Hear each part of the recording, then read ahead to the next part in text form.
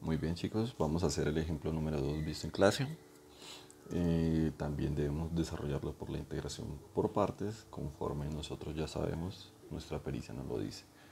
Entonces, lo primero que nosotros deberíamos hacer, que era, si recuerdan, elegir una variable u, que sería nuestra variable de fácil derivación.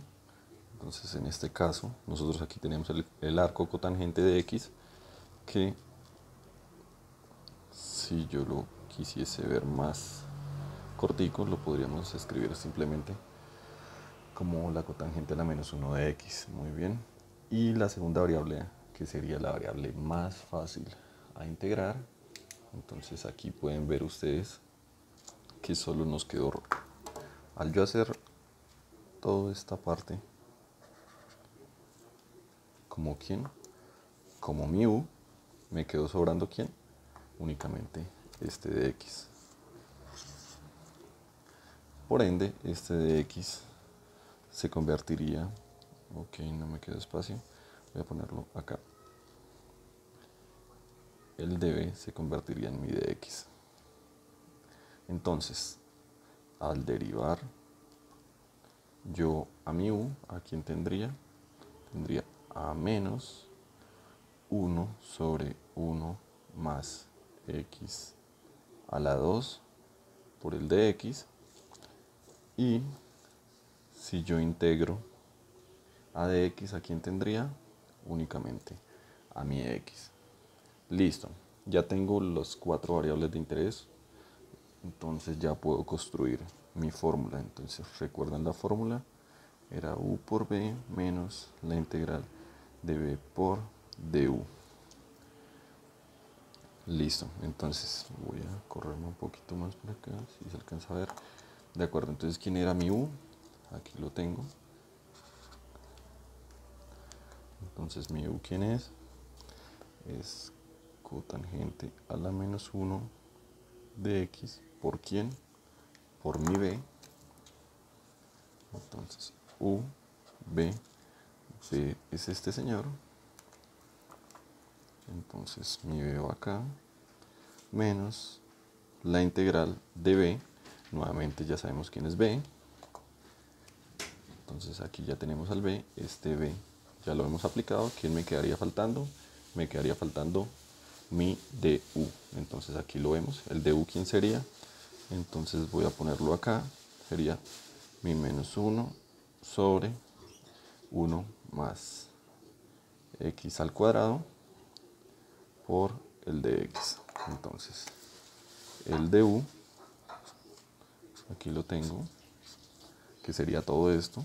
Entonces al reemplazarlo me quedaría la integral de esa forma. ¿De acuerdo? Listo, muy bien. Entonces el paso siguiente, ¿cuál sería? Vamos a reescribirlo aquí, un poco más bonito. Voy a poner inicialmente la x. Voy a poner aquí a la cotangente a la menos 1 de x. Listo, entonces aquí vemos que tengo el menos de la fórmula, pero también tengo un menos interno. Entonces al yo sacar esta constante, menos por menos, se me convertiría esto en un más. Aquí la integral seguiría igual. Y pues al multiplicar esta fracción tendría 1 más x al cuadrado. ¿De acuerdo? Entonces, y mi de x. Muy bien. Entonces, listo, chicos. Una vez en este punto, entonces vemos que esta integral sigue siendo una integral compleja. No es una integral sencilla, una integral de tabla. Entonces, ¿de qué nos ayudamos? Entonces, de otro método de integración. Entonces, si recuerdan la sustitución, me decía que yo tengo que elegir una variable u tal que al derivarla, su derivada esté aquí adentro, o sea, la siguiente función. Entonces, si vemos aquí, intuitivamente podemos decir que si yo derivo a 2x, obtendría a x. Entonces, voy a aplicar aquí una sustitución. ¿Listo? Entonces, para esta sustitución, ¿a quién elijo como u? Elijo a mi u como 1 más x al cuadrado. A mi du, ¿a quién elijo acá? Entonces la derivada de la constante es 0, la derivada de x al cuadrado sería x y, como hemos visto, por el de x. Listo, entonces voy a centrarme solo otra vez en esta parte únicamente. Entonces lo voy a llevar acá. Listo, yo tenía la integral de x por, voy a ponerlo así, 1 sobre 1 más x al cuadrado de x.